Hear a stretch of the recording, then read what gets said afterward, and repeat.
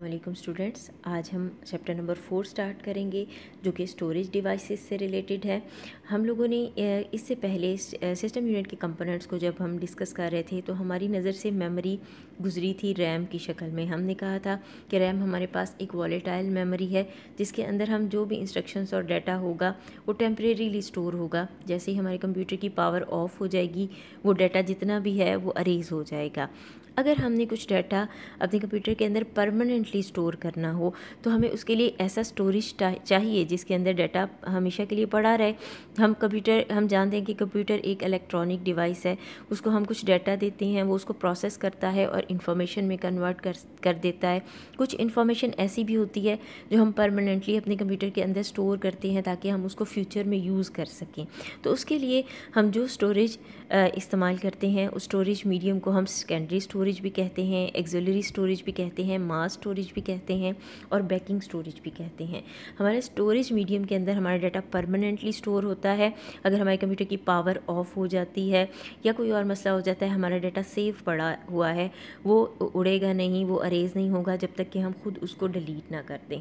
आपको स्क्रीन के ऊपर कुछ स्टोरेज मीडियम की तस्वीर नज़र आ रही है। इसमें सबसे पहले हमारे पास, अगर आप लेफ़्ट टू राइट आओगे तो पहली रो के अंदर हमारे पास फ्लॉपी डिस्क है, यूएसबी ड्राइव है, उसके बाद हमारे पास ऑप्टिकल डिस्क है, हार्ड डिस्क आपको नज़र आ रही है, कुछ कार्ड नज़र आ रहे हैं। ये सारे हमारे पास स्टोरेज मीडियम्स हैं जिनके अंदर हम परमानेंटली अपने डाटे को स्टोर करते हैं।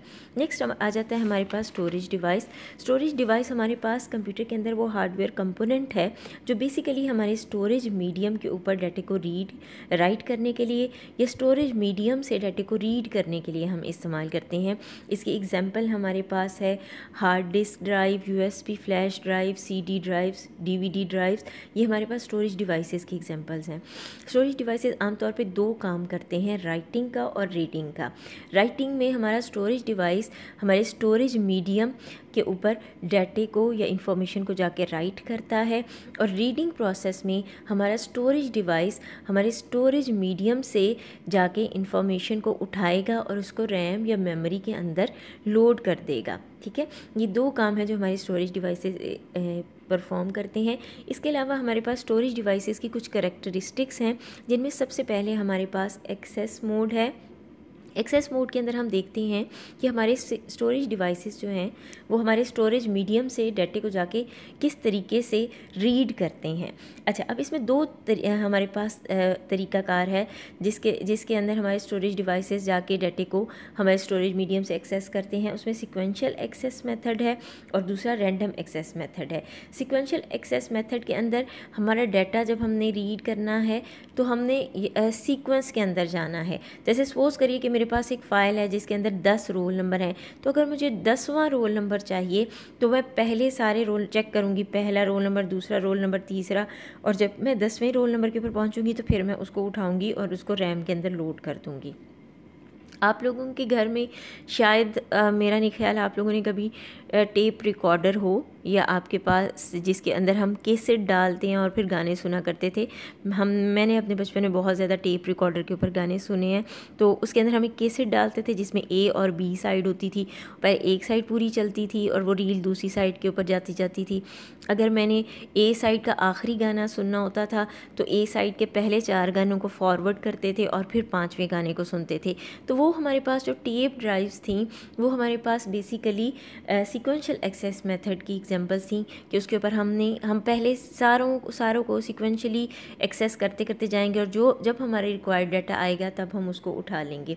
रैंडम एक्सेस मेथड के अंदर आप डीवीडी ड्राइव्स की एग्जांपल ले सकते हो कि आप रैंडमली कोई भी गाना लगा के सुन सकते हो, कोई भी डाटा रैंडमली आप एक्सेस कर सकते हो। ये हमारे पास एक्सेस मेथड था। दूसरा करैक्टरिस्टिक हमारे पास स्टोरेज डिवाइसेस के अंदर स्पीड है। कितनी जल्दी हमारा स्टोरेज डिवाइस हमारे स्टोरेज मीडियम से डाटे को उठाता है और रैम के अंदर लेके आता है और कितनी जल्दी, मतलब कितनी तेज़ी से वो राइट कर रहा है, कितनी तेज़ी से वो डाटे को रीड कर रहा है। ये हमारे पास स्टोरेज डिवाइस की स्पीड है। जितनी ज़्यादा स्पीड होगी उतना जल्दी हमारा कंप्यूटर काम करेगा, उतना ही एफिशिएंट होगा हमारे कंप्यूटर की परफॉर्मेंस।